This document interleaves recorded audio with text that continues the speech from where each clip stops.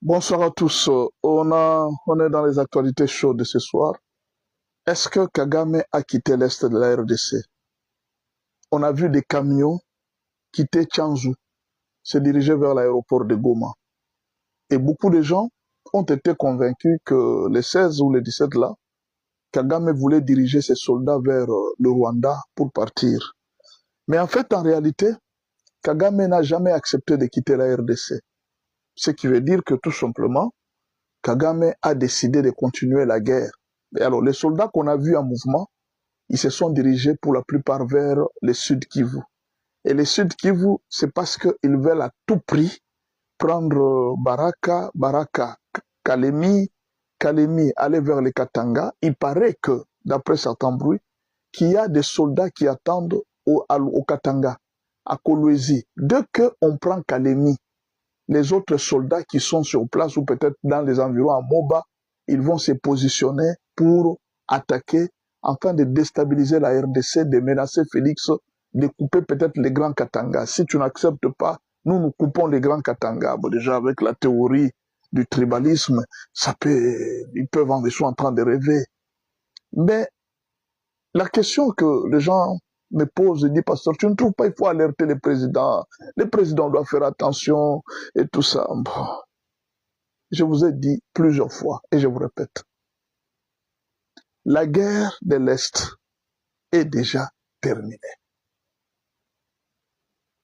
Vous savez, quand Dieu a dit aux enfants d'Israël, je suis descendu pour vous délivrer, c'est ce qu'il a dit à Moïse, je suis descendu pour vous délivrer.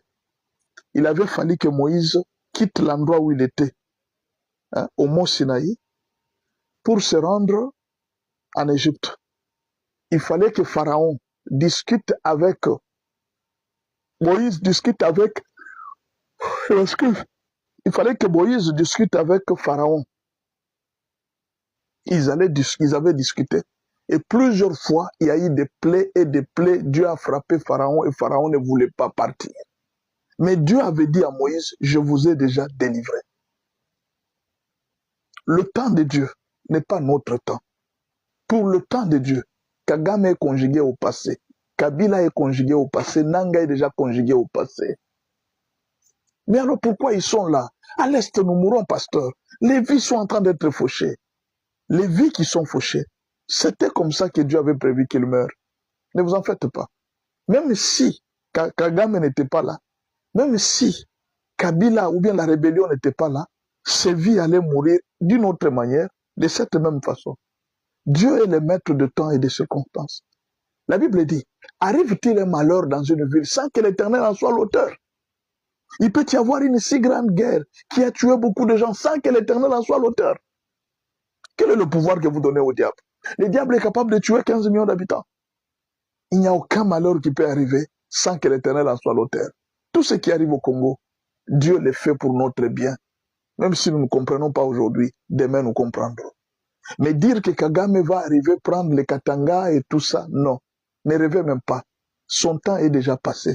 Son temps lui est compté. Est-ce que vous comprenez? Peut-être que lui ne comprend pas. Vous savez, quand on est orgueilleux, on s'entête, ou bien on est dans l'endurcissement, vous ne pouvez pas comprendre là où Dieu est en train de mener les combats. Deux fois, imaginez. Dieu dit à Moïse, il dit non, non. Si Pharaon s'entête, c'est parce que moi j'ai endurci son cœur. C'est-à-dire, le même Dieu qui veut vous délivrer, il vient endurcir le cœur de Pharaon pour que vous ne soyez pas délivrés, pour que Pharaon refuse la délivrance. Qui sait, peut-être que c'est la même méthode que Dieu utilise pour endurcir le cœur de Kagame afin de continuer la guerre. Mais Dieu a déjà un plan. Et le plan, moi je suis en train de le voir, c'est exterminer l'armée de Kagame pour que demain, il n'ait plus l'opportunité de nous accompagner. Aujourd'hui, au moment où je ne vous trompe pas, il suffit seulement que l'Union européenne lâche Kagame. C'est fini. Kagame n'aura plus de soldats, il n'aura plus de moyens, il n'aura plus rien. Vous comprenez? Alors, Dieu a tous les moyens de les mettre à genoux. Mais alors, il n'y a pas longtemps, vous nous avez encore envoyé des alertes. Pasteur, voici les alertes qui sont à Goma. Il y a un bateau qui vient de quitter plein de militaires. La question que je vous pose, vous avez déjà vu ces soldats rentrer? Ils ne sont pas rentrés. Ils sont où? Bon, d'accord. Depuis qu'ils étaient entrés, ils ont déjà pris quelle ville? Ils tournent autour de Fizi.0 et tout ça. C'est là qu'ils tournent. Ils ont déjà avancé où? Ils vont prendre Baraka. Il n'y a pas de problème. Je vous ai toujours dit que c'est une guerre. On ne peut pas être là en train de dire que non, voilà. Mais... Donc nous, là, on ne va pas se battre. Aujourd'hui, j'ai appris que les FARDC sont en train de bombarder point zéro. Peut-être cette nuit ou après-demain, nous pouvons apprendre que les Congolais, les FARDC ont récupéré point zéro. Nous allons encore revenir. Nous allons encore prendre des Minembwe. Nous allons encore... Nous sommes en train de tourner là. Et qui sont en train de perdre les soldats? Nous mourrons, c'est vrai.